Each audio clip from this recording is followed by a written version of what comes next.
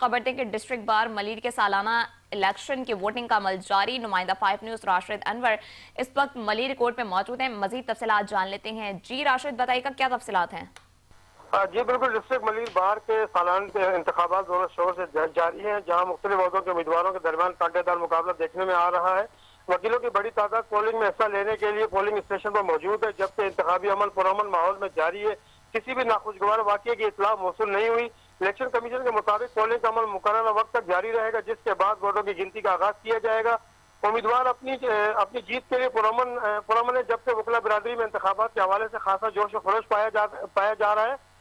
دوسری جانب کراچی بار کے انتخابات غیر منسوخ کر دیے گئے ہیں. الیکشن کمیشن کے چیئرمین کو اچانک دل کا دورہ ہارٹ اٹیک پڑنے کے باعث انتخابی عمل ملتوی کرنا پڑا. الیکشن کمیشن نے اعلان کیا ہے کہ کراچی بار ایسوسی ایشن کے انتخابات اب 10 جنوری کو منعقد کیے جائیں گے. الیکشن کمیشن کا کہنا ہے کہ چیئرمین کی صحت اولین ترجیح ہے اور نئی تاریخ پر تمام انتظامات مکمل کر دیے جائیں گے تاکہ شفاف اور منصفانہ انتخابات کو یقینی بنایا جا سکے. وکلا برادری نے فیصلے کو مجبوری قرار دیتے ہوئے چیئرمین کی جلد صحتیابی کے لیے نئے خواہشات کا اظہار کیا. جی تفصیلات کے لیے شکریہ راشد انور.